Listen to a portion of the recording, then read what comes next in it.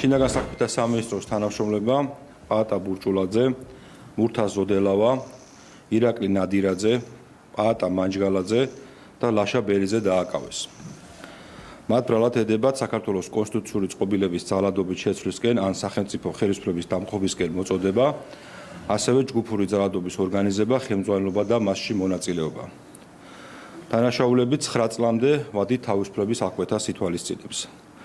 სამართალდამცველების მიერ მოპოვებული მტკიცებულებებით, ასევე სხვადასხვა მედია საშუალებით გავრცელებული ვიდეომასალის შესწავლის შედეგად დგინდება, რომ თავისუფლების მოედანზე მიმდინარე აქციის დროს ორგანიზატორების მხრიდან ძალადობრივი შინაარსის მოწოდებები გახმოვანდა.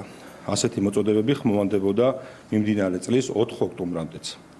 შინაგან საქმეთა სამინისტრომ აქციის მონაწილეების მიმართ გაავრცელა არაერთი მოწოდება, რომ შეკრება მანიფესტაცია ყოფილიყო მშვიდობიანი და არ გასცენოდა კანონით დადგენილ ფარგლებს. თუმცა საპროტესტო აქციაზე გახმოვანებული ძალადობრივი მოწოდებების შემდგომ აქციის რამდენიმე მონაწილემ და ორგანიზატორმა ათონელზე მდებარე პრეზიდენტის სასახლის ჯებირები გადაანგრიეს და პრეზიდენტის სასახლის დაკავება სცადეს. გამოძიება სისხლის სამართლის კოდექსის 317, 322, 222, 225 და 197 მუხლებით მიმდინარეობს. გამოძიების შედეგებისა და ახალი დეტალების შესახებ ინფორმაცია საზოგადოებას ეტაპობრივად მივაწვდით. დიდი მადლობა.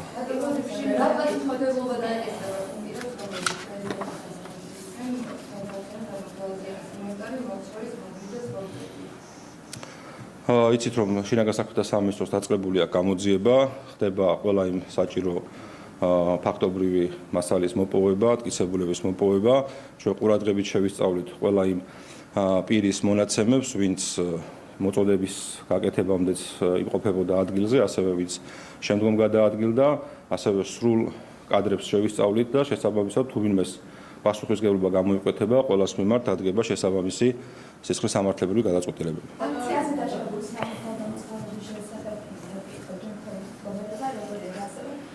მეორე კითხვაც გვაქვს მოგწერეს მეილზე, სადაც არის პაატა ბურჭულაძე და ლაშა ბერიძეს აუდიო ჩანაწერი.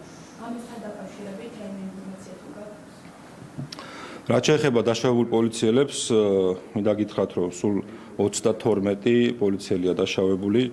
აქედან 30 პოლიციელი აქვს სუბუქი დაზიანება, ერთს აქვს მძიმე დაზიანება, მაგრამ საბედნიეროდ უნდა ითქვას, რომ ეს არის სტაბილური მდგომარეობა და ერთს აქვს საშუალო სიმძიმის დაზიანება.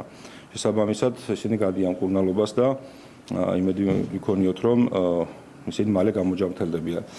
რაც შეეხება თქვენ შემდგომ კითხვას გავრცელებულ ჩანაწერთან დაკავშირებით, იცით რომ გამოძიება მიმდინარეობს. თუ დადასტურდება ამ ჩანაწერის ავთენტურობა, რა თქმა უნდა, შესაბამისი გადაწყვეტილებები იქნება მიღებული.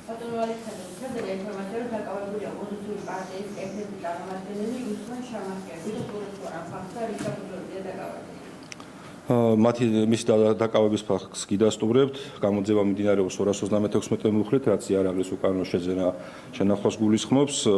ეხლაც მიმდინარეობს ღონისძიება და დეტალები მოგვიანებით გახდება ცნობილი.